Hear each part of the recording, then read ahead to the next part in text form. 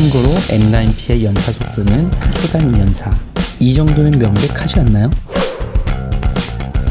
라이카 M9P 스킨 교체 시작해볼까요? 먼저 전용 공구를 이용해서 프레임 셀렉트 레버를 분리해줍니다.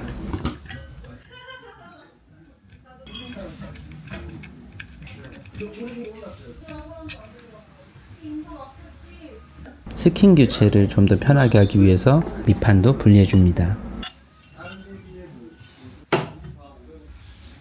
저는 송곳을 이용했는데요. 송곳의 첨단 부분과 매끄러운 옆면을 이용해서 가장자리부터 스킨을 떼어내줍니다.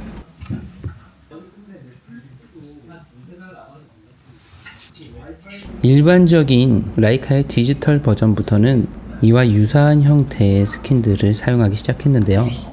스킨을 제거하고 나면 이와 같이 접착제의 잔여 성분과 스킨의 잔여물이 함께 남아서 하얀색 층을 만들게 됩니다.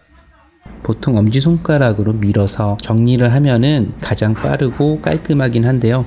사실 이게 한 번 하고 나면 손이 엄청 아파요. 피부도 많이 상하고요. 그래서 연달아서 이 작업을 할 수가 없고 다른 작업을 할 때도 데미지를 주기 때문에 되도록이면 손으로 문지르는 작업은 피하려고 노력하고 있습니다.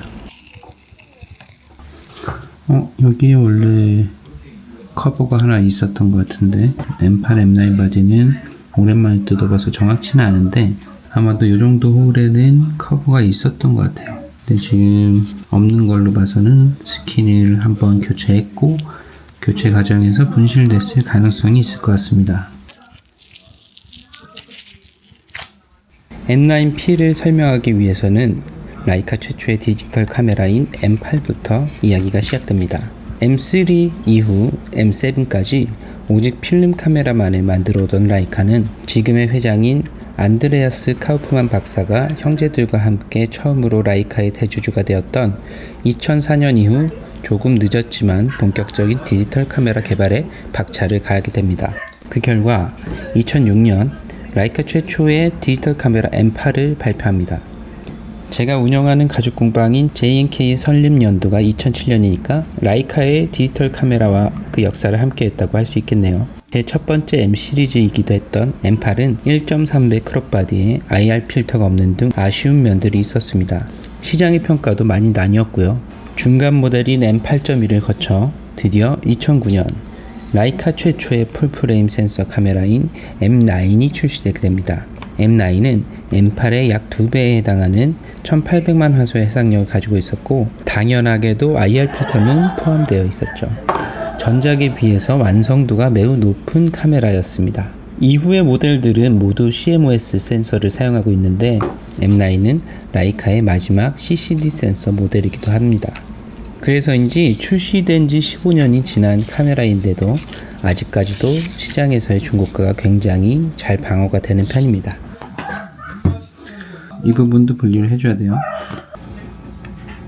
먼저 커버를 열어주시고 십자 드라이버를 이용해서 두 개의 나사를 제거해 줍니다.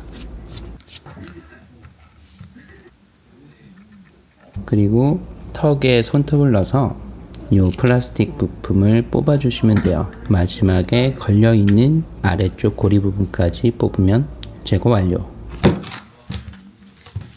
스킨을 마저 제거해 줍니다. 송곳을 이용해서 제거할 수 있는데요. 제가 송곳으로 미는 것 같지만 실제로는 송곳의 이 뾰족한 첨단 부분이 아니라 매끄러운 옆면을 이용해서 바디에 덴트가 생기지 않도록 밀어주고 있습니다.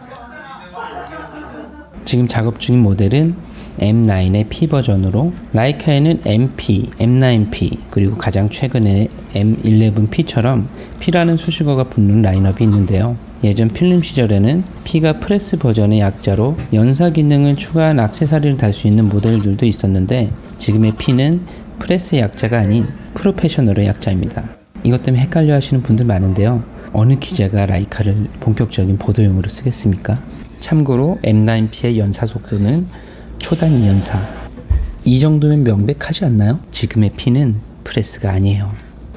일반적으로 P 모델은 전면에 라이카의 상징인 레드단 로고를 생략하고 필름 시절의 초창기처럼 상판에 필기체의 올드 로고 각인이 추가되면서 보통 뒷면의 액정도 고급 시계에서 사용되는 사파이어 글라스로 변경되는 등 고급 사양으로의 업그레이드 버전에 속합니다.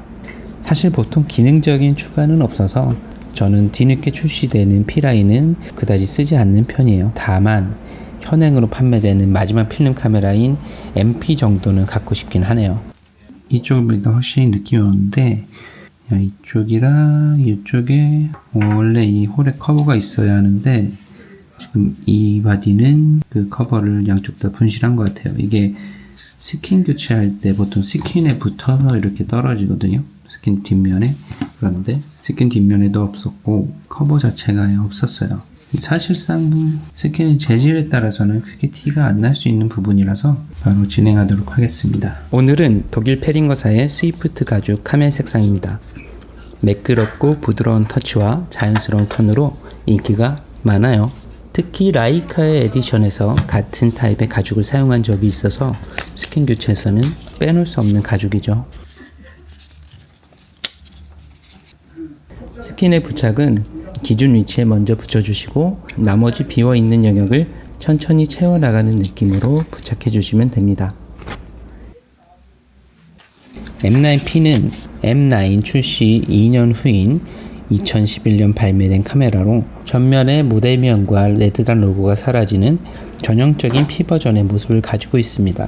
그런데 아직까지도 중고가가 500만원 선으로 출고가가 935만원이었다는 점을 고려하더라도 출시된 지 13년이 된 디지털 카메라로서는 좀 굉장하지 않나요? 분리하였던 단자를 분해 역순으로 조립해 주시고요.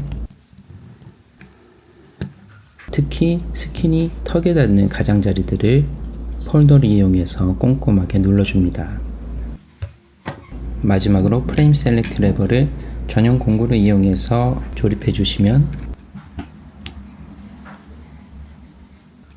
라이카 M9P 스킨 교체가 완료되었습니다. 오늘은 여기까지.